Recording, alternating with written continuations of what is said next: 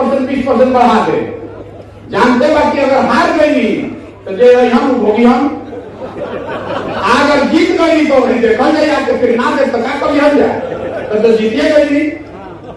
इसीलिए विधानसभा सही समय नहीं है, सेमीफाइनल में ही लोग को परास्त किया जाए, लोकसभा में अभी उपाएगा। अगर तो अगर सरकार के हम वेतनमान बढ़ावत आली तो उनका भी 1.5 वर्ष समय का काम करके दिखावे के ना हो तो गर्दन पट्टी उनकर विधानसभा में कोई दूसरे पर नहीं फेंक सकता है। तो पहले इस बात को समझिए कि लोकसभा से पहले ये सबक सिखाना क्यों जरूरी है। हम पार्टी नहीं बनाइए, हमारे को कैंडिडेट नहीं कहो, हमारे वक्त हम ही कहते हैं कि जन सुराज से कोई के वोट दी, एक ही चीज कह रहे हैं कि इन दोनों को वोट मत दीजिए। यही आंदोलन की शुरुआत है। 2 महीना के अंदर अगर आपने इनको हरा दिया, इन दोनों दलों को, तो 2 महीना के अंदर पूरा बिहार से शिक्षकों को इकट्ठा करके आंदोलन हम शुरू करेंगे। और आपको वादा कर रहे हैं, आप तो हमको समर्थन देने वोट देने आते हैं, हम आपको कह रहे हैं कि हमने दल बनाने से पहले, वोट लेने से पहले आपको वादा कर रहे हैं कि लोकसभा से पहले अगर आपका काम नहीं कराए, इनको झुका नहीं दिया तो आपसे कभी जीवन में समर्थन मांगने नहीं है।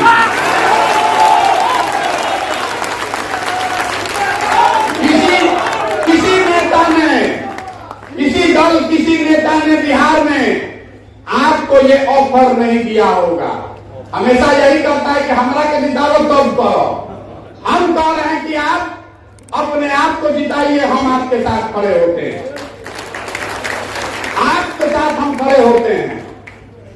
फिर भी कुछ आदमी हो गुरुबक्के बनावत रहा, मान ली कि वही सोचता नहीं कि हम लोग के गुरुबक्के बनावता नहीं, तब भी नीति भी करती यही है कि जिन लोगों ने आपको 7-8 साल में धोखा दिया है, उसको तो आपको वोट नहीं देना चाहिए। रउआ हमेशा हमने के बिहार में कहे थे कि भैया हमने के विकल्प नहीं थे। ये ऐसा चुनाव है जिसमें आपके पास 10 विकल्प है। आपके पास कम से कम, हम लोग मालूम नहीं है कितना निर्दलीय खड़ा है, कैसे निर्दल खड़ा है, 8 निर्दलीय उम्मीदवार खड़ा है, 10 खड़ा है। रउआ अपना हिसाब से जिसको भी आप जिता कर ले आइएगा, हमको ला के खाली दिखा दीजिए कि भैया निर्दल जिता दे बानी, उसके बाद खाना खर्चा संसाधन रणनीति दर्दन सबसे आगे हम आपके लिए लगाएंगे। एक निर्दल को जिता कर ले आइए, इतने मांग रहे हैं। 10 में से आप अपने में से जिसको चुन लीजिए, जिस एक निर्दल को। लेकिन अगर महागठबंधन को जिताइएगा, भाजपा को जिताइएगा, तो हमारे पास मत आइएगा। इसलिए जब आपका चरित्र ऐसा है कि आप अपने हक और बच्चे के लिए नहीं खड़े हैं, तो आप हमारे लिए कभी नहीं खड़ा होंगे।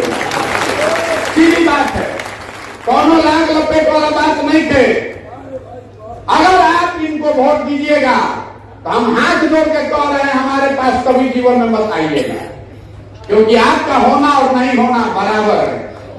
इसी से पता चलता है कि आप शिक्षकों की ताकत, जो हमने बात हम लोग शुरू करी यहाँ, कि आप क्यों नहीं किसी को हरा पाते हैं। इसलिए नहीं हरा पाते हैं कि आप 5 वर्ष बतियाते हैं, लेकिन जहिया चुनाव हो, लोकसभा के विधानसभा के जहिया वोट देवे को हो, वो दिन किसी दिन आप पंडित बन जाइएगा, कोई कुशवाहा बन जाएगी, कोई यादव बन जाएगा, कोई वामपंथी बन जाए, कोई भाजपाई बन जाए। एक बार शिक्षक बनिए, यही तो आप हमको कह रहे हैं कि भैया हमने तो सब शिक्षक एक बार ही जाना नहीं ना।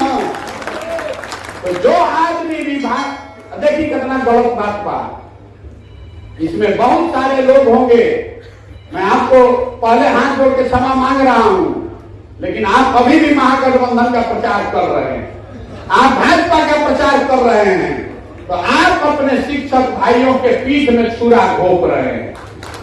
जो सच्चाई है उसको मानिए।